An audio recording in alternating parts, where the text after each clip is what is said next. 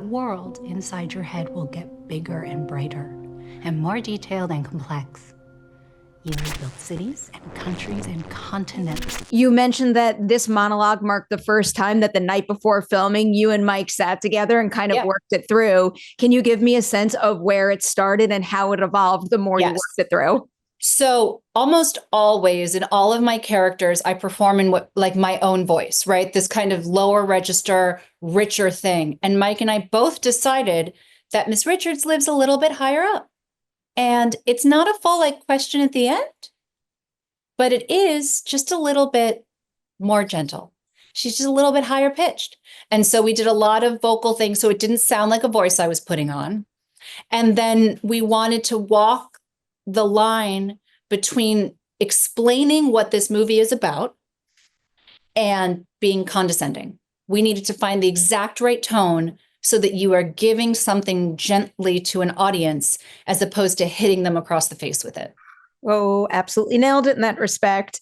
Just for fun, of all of the monologues you've done for Mike's shows and films, which one was the most difficult to nail and how did doing this one compare? Okay. The most difficult to nail was what happens when we die, because that was one take, slow push. I couldn't mess up a word. We couldn't drop it at all. So it was like a huge chunk of space. And this one I would put it second because we were running out of time. We were running out of light and the pressure was on. It was on a day where we shot everything in that school. So it had all the Flavengers and all the new Flavengers and everybody was there. And I knew that Mike needed me to come up to bat, take a practice swing, and then hit it over the park. That's all we had time for. And so in terms of pressure, this was way up there. Are we adopting the term Flavengers now? I don't know. We can say whatever we want. I'm enjoying that. Flavengers assemble. I'll take it. I'll take it. Speaking of a new Flavenger, I want to talk a little bit about working with Benjamin as a scene partner, because, you know, a monologue is hard enough all on its own, but it is of the utmost importance to have the right person to perform something like that opposite. So what is something about him as a scene partner that helped you deliver your best work in that moment? Oh, what a dream Benjamin is. He's the real deal. When I say this boy can act and listen at that age, and I hope everyone knows what a rarity that is. He is present. He is at the front of his face. He hasn't nailed down any of his choices, so he's flexible in the moment. I just cannot say enough good things about that actor. So good in this movie. So good. I have a hyper specific question about that scene that might be more of a Mike question, but you were involved, so you might be able to speak to it a little bit. What was it like figuring out the right blocking for after the speech was done? There's just something about the movement where you move to the back of the room as he's moving forward in the hallway that, I don't know, it just felt right and suited the story quite well. But I love it because it's paired with that camera move that really moves us like Benjamin takes us from one room to the next. But the thing I discussed with Mike in that moment is that Miss Richards leaves that scene thinking she failed. She doesn't know that she changed Chuck's life, because remember, she knows him as this kid who lost both of his parents in a terrible accident and lost his unborn little sister. And she comes here asking her, why would God do that to a person? Like, what happens when we die, basically? And so she says this whole thing about multitudes. And then he says, but what happens if someone isn't born? Or like if somebody dies on a patch of ice? And you can see, hopefully, the backpedaling where it's like, oh God, I don't, you know? And so when he leaves, she thinks she messed up that moment. And that's just like her, like that's her soul. And so I think she just wanted to walk away. Hearing you articulate it that way makes it hurt that much more. Here's another Mike question for you, because when I spoke to him at TIFF, he flat out said to me that he thinks this is the best movie he's ever made. And that's something that he was already aware of while he was on set filming. So I am curious, from your perspective, what does it look like when Mike is making the movie that he thinks might be the best movie he's ever made? He comes home every day and he goes, oh man, I screwed it up today. Oh, no.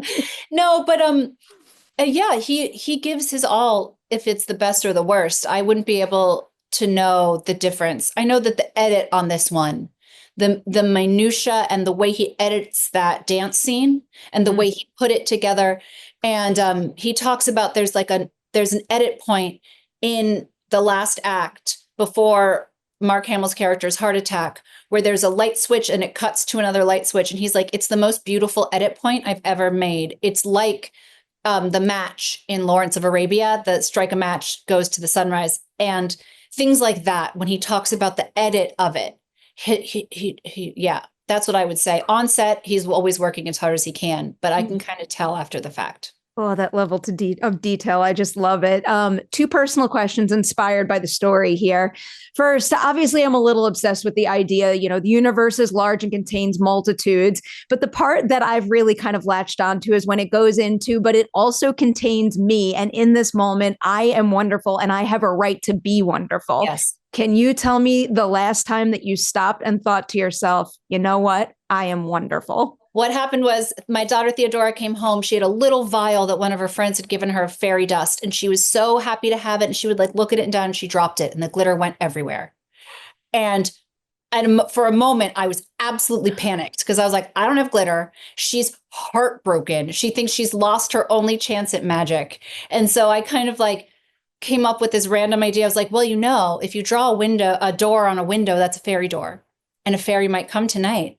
But fairies are unpredictable, so who knows? And this like improv parenting moment, and her tears are okay. And then she was immediately focused on drawing doors all over the windows with little washable markers.